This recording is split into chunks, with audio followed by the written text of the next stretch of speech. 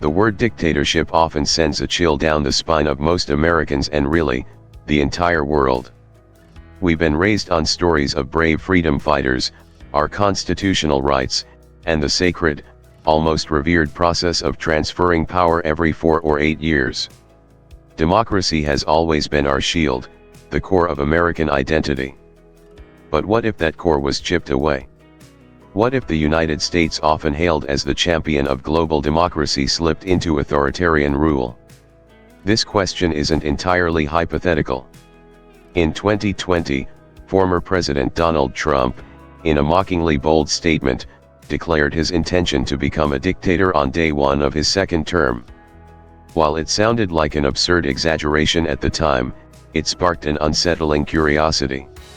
Surprisingly, many voters weren't completely repelled by the idea. Some even found it appealing. This raises a crucial question: how close is America to this possibility, and if it did happen, what would the fallout look like? Let's take a closer look at what this scenario might entail. The quiet erosion of democracy. Dictatorships rarely emerge from sudden revolutions. Instead, they evolve quietly, often beginning with seemingly innocuous changes that, in the moment, appear manageable but cumulatively dismantle democratic structures. The process is gradual, like erosion. If the United States were to fall under authoritarian rule, it wouldn't transform into North Korea overnight. More likely, it would follow a path described by political scientists as competitive authoritarianism. In this system, elections continue, but they no longer hold the integrity we once expected. They're rigged, distorted, and no longer free or fair. The early signs would be subtle. A president might begin firing officials who fail to show unwavering loyalty. A new wave of partisan appointees could replace career civil servants who are supposed to serve the public impartially. Criticism from the media might be dismissed as fake news and branded as an enemy of the people. Does any of this sound familiar? In this scenario, the president would continue consolidating power, gradually asserting control over independent agencies such as the SEC, FTC, and FCC. These institutions would no longer be able to operate with the autonomy that once shielded them from political influence. The result would be widespread corruption. Business leaders, learning the rules of the new regime, would quickly understand that loyalty is the price of reward, while dissent leads to punishment. The weaponization of government. In the earliest days of an American dictatorship, the Department of Justice would likely morph from an independent law enforcement agency into a political tool, wielded by the president to crush opposition, protect allies, and secure their personal immunity from prosecution.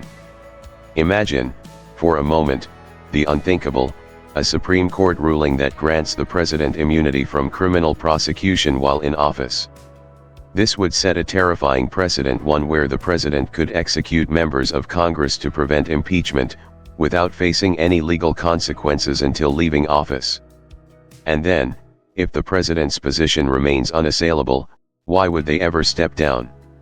The military would not escape unscathed.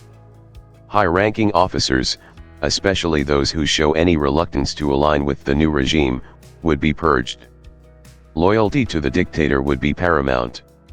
In fact, in 2025, we saw something eerily close to this scenario unfold: the firing of several top military leaders, including the chairman of the Joint Chiefs of Staff and the Chief of Naval Operations, merely for their perceived disloyalty. The message was clear: the dictator needs the military's full support, or at least its compliance, to stay in power. The new American surveillance state. In an American dictatorship, privacy would no longer be a right but a distant memory. Gone would be the days when individuals could move freely, express themselves openly, or share thoughts without fearing government intervention. In this grim reality, every move would be tracked, every conversation monitored, and any hint of dissent would be noted in government databases. The power of technology companies would become a double-edged sword: cooperate with the regime, or face destruction. There would be no middle ground. As the government centralizes its data-gathering operations, Loyal overseers would oversee the collection of everything from personal information to social media activity, creating a chilling new order ripe for abuse. Picture a world where a person's entire social media history could determine whether they're allowed to board a plane, secure a loan, or even hold a job. Sounds dystopian, right? Yet, China's social credit system offers us a haunting glimpse of how this could unfold. In this system, a citizen's score determines their access to essential services and freedoms. The seeds of such a system could easily take root in a dictatorship, and once it does, the implications would be profound. But the dictatorship wouldn't need to constantly monitor every citizen. The very knowledge that people could be watched at any moment would be enough to chill public discourse. Self-censorship would become the norm. Citizens would steer clear of discussing dangerous topics, not out of genuine agreement, but out of fear of the consequences. The control of information. In a dictatorship, a free press is a dead press. The concept of a free press wouldn't be eradicated overnight. Instead, it would be methodically suffocated through regulatory pressure, endless lawsuits, and financial strangulation. CNN, the New York Times, and other influential media outlets wouldn't be shut down immediately. Rather, they would find themselves trapped under the weight of relentless legal and financial attacks, forced to toe the party line or face ruin. Social media companies would also find themselves in the crosshairs. Those that refused to comply with orders to censor dangerous or subversive content would be investigated for antitrust violations, tax evasion, or other trumped-up charges. The message would be clear: play along, or suffer the consequences. The reality of this has already begun to take shape in the US, albeit in subtler forms. Under the Biden administration, the government placed pressure on social media platforms to push specific narratives on certain issues. Whether you agree or disagree with these policies, the precedent is clear: any administration could extend this practice to include a wider array of topics. The attack on education and intellectuals. Authoritarian regimes have long understood the power of education as a tool of resistance. Universities have historically been centers of critical thought, dissent, and the pursuit of truth, often standing in direct opposition to authoritarian control. And this would not go unnoticed by an American dictator. Already, we've seen early signs of government interference with higher education. Threats to cut federal funding for research and demands for changes to university policies at institutions like Columbia or Harvard are just the beginning. If a dictator took power, it's likely that universities would be forced to submit their curricula for government approval. Courses exploring civil rights, protest movements, or critical thinking could be flagged as anti-American, with professors who dare to challenge the regime's narrative losing their jobs, while outspoken students could find themselves expelled or even deported. Consider the case of Mahmoud Khalil, a Columbia University graduate student who, after advocating for certain political causes, found himself detained for deportation. This kind of chilling effect on campus dissent would become more widespread under a dictatorship. The ultimate aim wouldn't be to eliminate higher education but to mold it into a tool of the state, one that produces a population of compliant, technically skilled workers who never question authority. Critical thinking would be replaced by a patriotic curriculum that glorifies the regime and silences any voices of resistance. The silencing of legal opposition. Under an American dictatorship, the legal profession would become yet another tool of the regime. Law firms that dared represent opposition figures or challenge government actions would be cut off from federal agencies, rendering them powerless to practice in vital areas of law. This would create a chilling effect across the legal landscape, where lawyers would face professional isolation and intimidation simply for doing their jobs.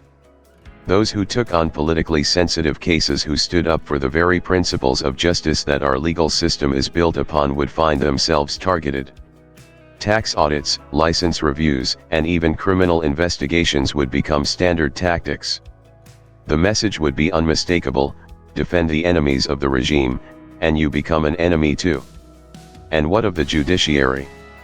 In this dark future, courts would no longer stand as independent arbiters of justice. Instead, they would become the final arm of the regime's power. Judges who dared rule against the government would soon find their decisions ignored or swiftly overturned by higher courts, all filled with regime loyalists. The once proud notion of impartial justice would crumble, leaving only a judiciary that rubber stamps executive power. Economic control and corruption. A dictator doesn't just need power, he needs wealth. And in an American dictatorship, the business world would become an essential extension of the regime's power. Corporations that pledge loyalty to the dictator would be rewarded with lucrative government contracts, tax breaks, and exemptions from regulations. Meanwhile, those that dared show independence would be subjected to audits, investigations, and regulatory hurdles designed to destroy them. Imagine this scenario: a major tech company's CEO speaks out against the president. Within weeks, the company is hit with a barrage of antitrust investigations. The CEO's personal taxes are scrutinized, and their contracts with the government are abruptly cancelled. At the same time, a competitor who has donated generously to the president's campaign is fast-tracked through approval for a massive merger, unencumbered by the same legal constraints. The message is clear: loyalty to the regime means financial rewards, while defiance leads to destruction. Over time, the lines between government and business would blur to the point of non-existence. The president's family might sit on the boards of powerful corporations or receive hefty consulting fees from companies eager for favor. Government officials would quickly learn that their future wealth and power depended on pleasing the right people today, on playing the game, no matter the cost to the public. The rise of new oligarchs. In a dictatorship, the wealthy and the politically connected would rise to the top, creating a new class of oligarchs, business leaders whose fortunes are entirely dependent on the regime's favor. These individuals wouldn't necessarily run the most innovative or efficient companies. Instead, they would be the ones who knew how to navigate the dangerous waters of political loyalty. The relationship between the regime and these new oligarchs would be symbiotic. The dictator would ensure their economic prosperity, and in return, these elites would funnel financial support and legitimacy back into the regime. They would bankroll propaganda campaigns, fund loyalists, and even assist in keeping watch over their employees to sniff out any signs of dissent. The oligarchs would hold the keys to the kingdom both in wealth and influence, and would do everything in their power to keep the regime in place. This system would distort the free market, turning it into a playground for the well-connected. Innovation would be stifled, as resources are funneled into established companies with political ties, while promising startups and entrepreneurs struggle to survive. Success in this environment would have little to do with creating value or improving society. It would all come down to who you knew and how well you played the political game. Resistance and its consequences. Of course, not everyone would passively accept the new order. Some would take to the streets, write scathing articles, and organize opposition movements. But how would this hypothetical American dictatorship respond to such challenges? The first line of defense would be intimidation. The tools of control would be subtle but powerful: tax audits, sudden job loss, public smearing, and harassment by regime loyalists. For most people, this would be enough to silence them, either out of fear for their livelihood or a desire to avoid drawing attention to themselves. For the brave few who refused to back down, the consequences would be far more severe. Criminal charges would follow. Protesters could be arrested for offenses like rioting, trespassing, or even terrorism. Opposition leaders, once regarded as the voice of reason, would find themselves facing unfounded corruption charges or accusations of foreign collusion. The courts, now stacked with regime loyalists, would ensure swift convictions, turning the legal system into a weapon against dissent. For the most persistent opponents, the final solution would be imprisonment or exile. There wouldn't be mass executions as seen in some of history's worst dictatorships, but rather the targeted removal of influential critics who could rally others to the cause.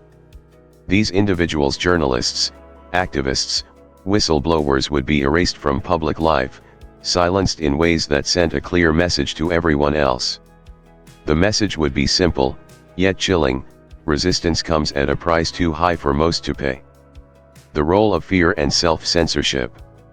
Dictatorships don't rely on constant violence to maintain control, they thrive on fear. The majority of citizens might never face physical harm or arrest, but the looming possibility that it could happen at any time would be enough to keep them in line. This fear would slowly and quietly spread, infecting every corner of society. People would become hyper-aware of the risks of speaking out. Political discussions would be avoided in favor of safer, neutral topics. Controversial social media posts would be deleted, and participation in protests would be avoided at all costs. Even something as simple as an offhand comment at the dinner table could feel dangerous. Parents would teach their children to keep their opinions to themselves, to be careful about what they say to friends, teachers, or even strangers. Colleagues would begin to view each other with suspicion, reporting what they perceived as unusual behavior in an effort to protect themselves. Those who spoke too freely would quickly find themselves marginalized, outcast, or punished. Over time, this climate of fear would become so normalized that it would be invisible to most. People would stop noticing the boundaries they no longer crossed, forgetting the freedoms they once took for granted. Life would proceed in a manner similar to the way it always had, but beneath the surface, the soul of democracy would quietly erode.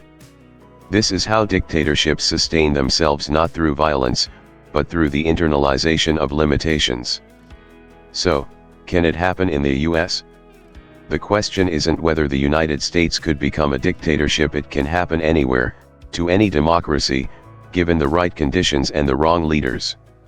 The real question is whether Americans would recognize it in time, and whether they would resist before it's too late. The danger lies in the gradual nature of this erosion.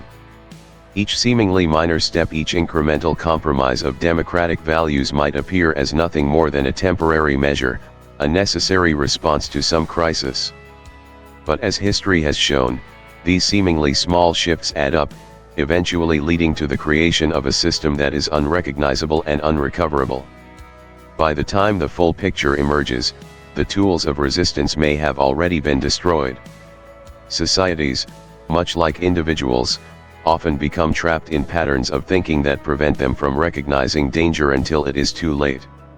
The most insidious danger may be the belief that it can't happen here. This mindset, comfortably numb, comfortably naive, has been the downfall of many societies throughout history. How democracy defends itself. At the core of the question lies the crucial, yet often overlooked, truth: democracy is not a static system, nor is it a given. It is a living, breathing culture that requires active, ongoing maintenance. The founders of the United States understood this when they designed checks and balances, but they also knew that these protections on paper would mean little without the will of the people to uphold them. The best defense against dictatorship is an engaged citizenry, one that values democracy not only when their preferred party holds power, but in every moment, regardless of political affiliation. It's about recognizing that democracy, by its very nature, requires constant vigilance. It requires media literacy to recognize and reject propaganda, civic education to understand the true function of government, and the courage to speak up when norms are violated. More than anything, it requires a deep, abiding recognition that democracy isn't the default condition of human society, it is the exception. History has shown time and again that authoritarianism is far more common than democracy. And maintaining a democracy requires constant effort and unwavering commitment. The story of America without democracy would be a far darker tale than the one we are telling here. It would be a story of lost freedoms, silenced voices, and a society so mired in fear that it forgets what it means to be free.